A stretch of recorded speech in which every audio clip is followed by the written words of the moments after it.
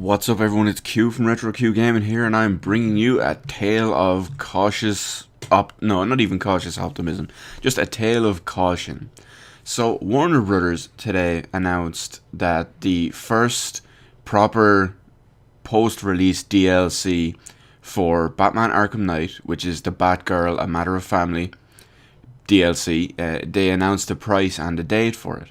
Now, because I read this on the European side of things, for some reason it was all listed in pounds, despite only one small group in Europe of countries using pounds. So it will reference all that. So they basically said that it's going to cost £5.79, which will be about €7 or €8 if you live in any other country, or probably about $7 or $8 if you live in the US. So they announced that it will cost that much, or obviously it will come as part of the season pass if you own that. So they also mentioned that the DLC itself will release on the 21st of July for PS4 and Xbox One. The PC version, they reckon, will come shortly after. That's yeah, shortly after. Yeah, good one. Fix the game first, but other than that, if you have the season pass as opposed to just buying the game separate or buying the DLC separately, you will get access to the DLC 1 week in advance. So you'll get access to it on the 14th of July. Now, what I find interesting about this announcement is that Warner Brothers actually included in the press release, they actually publicly noted that this specific add-on, this Batgirl DLC, the biggest hyped DLC for this game developed by Rocksteady, this DLC was not developed by Rocksteady. This DLC, the Batgirl A Matter of Family DLC, was developed by the same studio who developed Batman Arkham Origins. Fucking Eurogamer, I can't believe it, I'm still saying that shit after about 2 weeks. Batman Arkham Origins, yes, there we go. The company who developed that, Warner Brothers Montreal, made this DLC. But Warner Brothers actually went on to note all remaining DLC will come from Rocksteady. So they're basically trying to say, well, we know we outsourced the stuff to a different studio that wasn't Rocksteady and it turned out to be a piece of shit. This is also something, but don't worry, it's going to be as good, and the rest of them are going to be from Rocksteady. Oh, fuck off, Warner Brothers. Seriously, you were already fairly low on my shit, or well, fairly high on my shit list, and now you're even higher on my shit list, and you're probably just making it worse. But the fact is that there's going to be several story related DLCs for Batman Arkham Knight. There's going to be that one that is in control of Batman post game.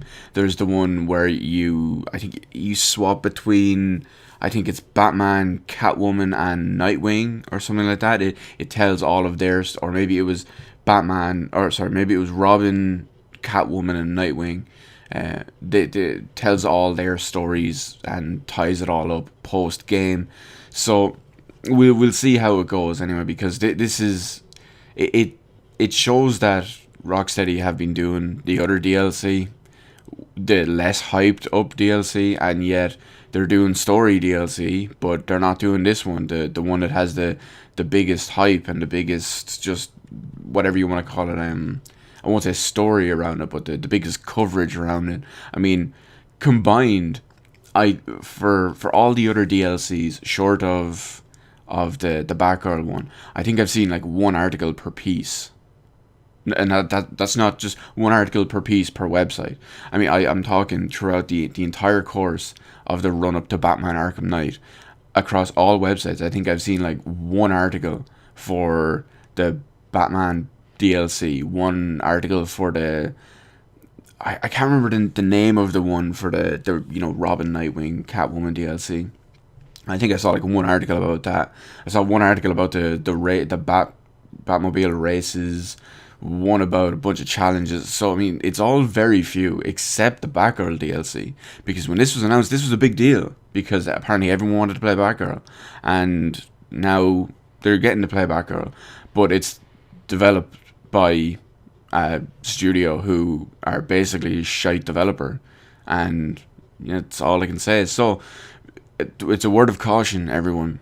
And just vote with your wallets on this one. I know you may want to play the Batgirl DLC. I don't blame you, but wait. Even if you only have to wait a day just to see if it launches broken. Because if it once this gets released, I'm assuming you don't already have the season pass, of course. Once this gets released, the problems, if there's any major problems, this will all be brought out in the open and brought to light fairly fucking quick. Especially, I mean, usually it would be brought out fairly fucking quick, but especially because the Batman fiasco is just such a piece of shit lately, that it will be brought out even quicker. People are at the ready to do it this time because they expectedly or justifiably they're expecting to be let down, and I don't blame them.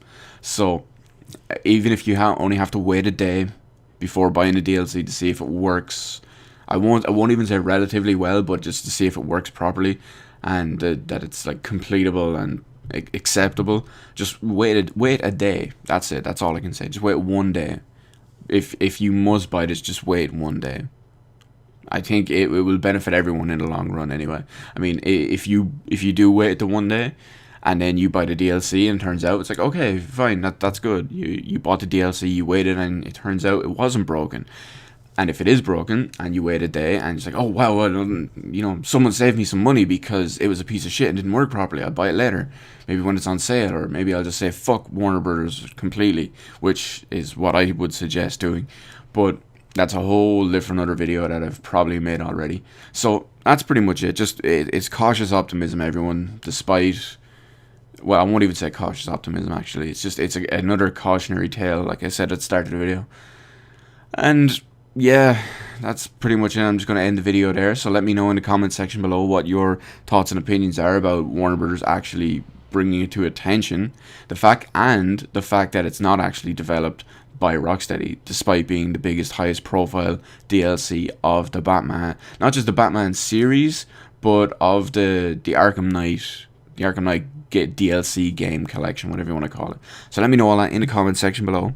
Hit the like button, hit the subscribe button. You can follow me on Twitter. Details in the description. Sorry, I just woke up. It's very tired. Details in the description below. Thank you for watching, and I will see you on the rest of the videos in my channel.